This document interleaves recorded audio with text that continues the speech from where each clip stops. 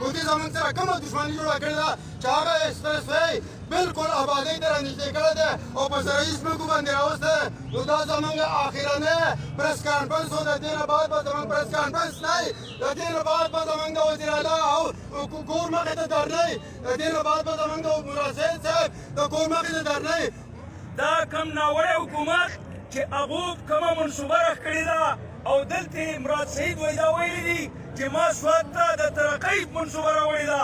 زه مراد سعید ته دې ځای نه وایم چې ته دا د ترقۍ دا منصوبه دې خپل کور ته ویسه. دا خو ته سوات ته ځې. بله خبره دا ده چې د دنیا په قانون کې دا نشته چې ستا کور دې وران کړي، ستا باغونه دې وران کړي او باقاعده د هغې انتظام شته چې د سیند په غاړه باندې دا ایکسپرس وی جوړېدی شي. اورابادوں پر ایکسپریس وے نامنظور.